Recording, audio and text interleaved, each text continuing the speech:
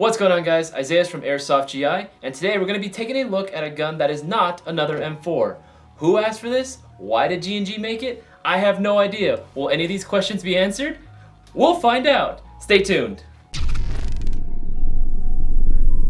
Before we get started, I'd like to remind you to hit the subscribe button if you haven't already. If you enjoy watching our content, show us some love by liking the video, and ring the bell to make sure you get notified whenever we drop new content. We appreciate you all.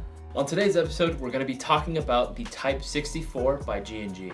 And for those of you that are unfamiliar with the Type 64, it is essentially a not FAL. During a time when the rest of the world was using a FAL or another 308 battle rifle at the time, your Germany, South Africa, the UK, even the US at the time was looking for a battle rifle that ended up going with the M14. The Japanese Self-Defense Force said to its parent, the government, hey, can we have an FAL? And the Japanese government said, we have FAL at home. This is FAL at home. Externally, the gun sports full metal construction with the exception of the chonky stock and the chunky pistol grip, which are going to be made out of wood. Very nice wood. No lie, these things are so chunky. Around the pistol grip, I can't even grip it. It might just be due to my baby hands, but whatever. Metal handguard. Metal handguard. Why do it need to be metal? Is it going to get hot? Other notable features would be the folding iron sights, flash hider, bayonet lug, G&G, possible exclusive G&G bayonet, and an integrated bipod. Additional features include a shoulder stabilizer, just like the real thing. On the stock and towards the front side aperture, there are going to be sling points for you to go ahead and mount a sling. The selector is only going to be on the right side. Now, you're going to notice that there's not a whole lot of ambidextrous features on this guy. You're going to have to go back in time to about the 60s when this guy was constructed. And there was a right way of doing things, and there was a wrong way of doing things. Actually, come to think of it, there are two ambidextrous features on this guy. The mag release and the bolt catch, which you can actually karate chop like that. Oh, and it does actually function and it locks back. The release is going to be on the right side. Overall, I have to give it to this gun. This gun is constructed very, very well. There's no wobble on this. It's completely rigid. There's no play on any of the parts whatsoever. I really have to give it to G&G as well for the finish on this guy. The nice finish on the metal is just super solid.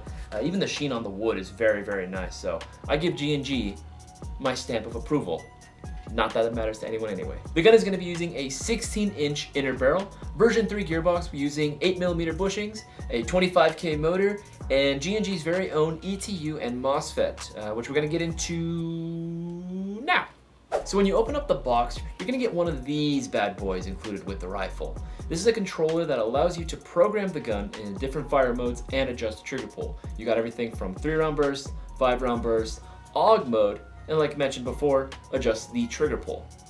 So to go ahead and start programming your rifle, you're going to need to remove the magazine.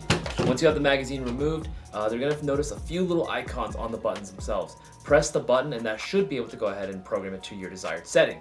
We have things on here such as 3-round burst. You can hear the little audible beeping, 5-round burst. If you wanted to adjust your trigger pull, you have a set of numbers, 1, 2, and 3. If I'm not mistaken, 1 is going to be the lightest, 2 is kind of an in-between, and then 3 is going to be the longest. Let's go ahead and set it to 1. In addition, if you wanted to program it to AUG mode, you're going to need to hit the FN button and then go ahead and select burst, what you wanted it to shoot on full auto. Now the next one's going to be a bit tricky. We've tried getting our tech to try to explain it to us, and to be honest, I'm just a big dum-dum. I'm probably a smooth brain and I don't understand it, but somehow G&G has programmed it so that you can somehow adjust the trigger or the gear teeth on here, be it 13, 16, or 19.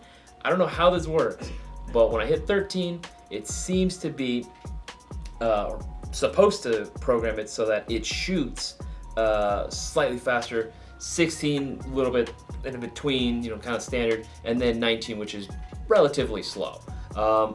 Honestly, if there are any techs out there watching this video, go ahead and leave a comment down below in the comment section and try to see if you can possibly explain it to us, because I have no idea.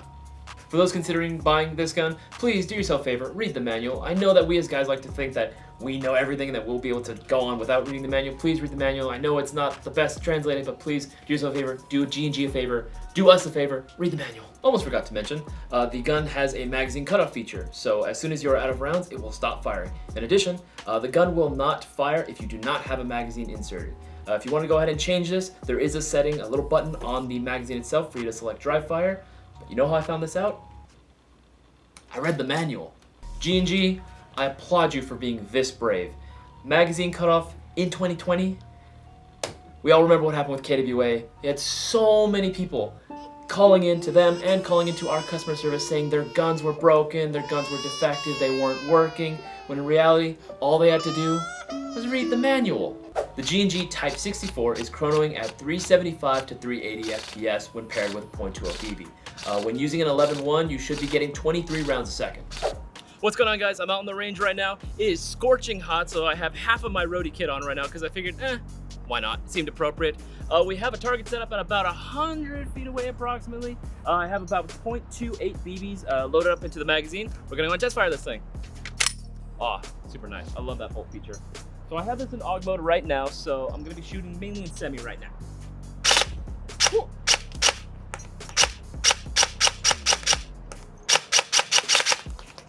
So I'm sure you can go ahead and tell, if you do like a half trigger pull, it's gonna be shooting in semi only. If you do a more of a fuller trigger pull, it's gonna be shooting in 3-round bursts. That's what we have set up for right now.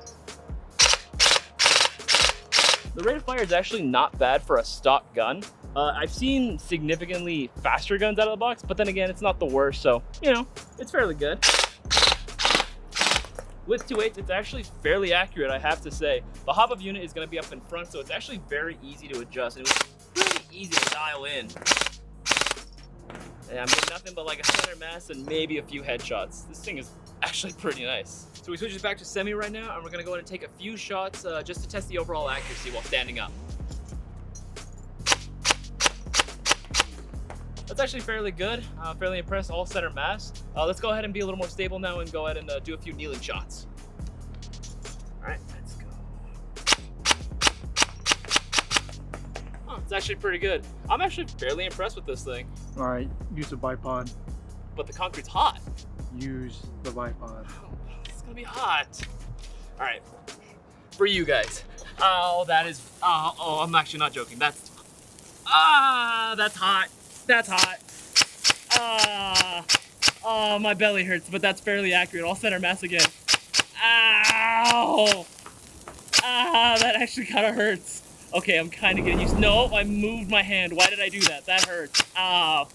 Fudge. Okay. Are you happy? Are you happy now? Ow!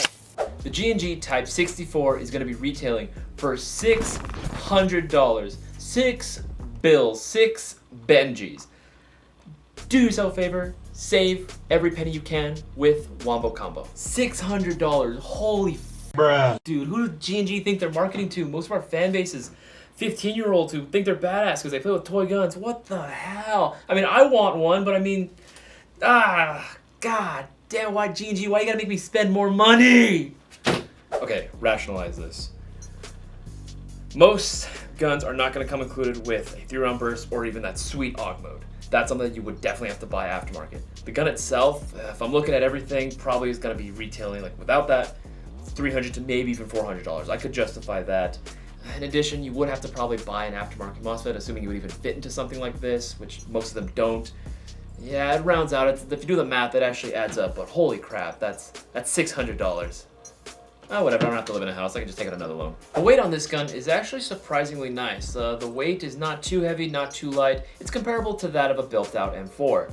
My biggest gripe with this rifle, however, has got to be battery space. You would think with a full stock like this, you'd be getting hella battery space. You'd be able to go ahead and fit any type of big RC type battery in there. Nah, stick types only. Overall, I really have to give it to G&G. They've done a fantastic job manufacturing this gun. It's so nice to see a nice throwback gun like this. You know, in a day where most rifles are coming out M-lock rails, you have to try to be as low profile as possible. You got guys trying to go ahead and get the correct accessories, the best stuff, the best accessories for it. Honestly, it gets annoying and it gets frustrating after a while. So it's very nice to just grab a gun like this and just use it as is. Personally, as a fan of history, if I were to make a loadout with this, I would just run it stock. I wouldn't put any sort of accessories because I can't put any accessories. But I would just run it stock as is. It's perfectly serviceable as is. If I had to make a full complete loadout for it, for those that are familiar with the highly acclaimed anime Gate, I would totally make a JSDF loadout based on this guy. All right, that's enough. No more we're not talking about anime here. Come on. We're talking about history. We're talking about a good no. Come on. Dude, I'm going to kick you out, dude. Don't talk about anime ever again. Thank you all for watching and sitting through with me.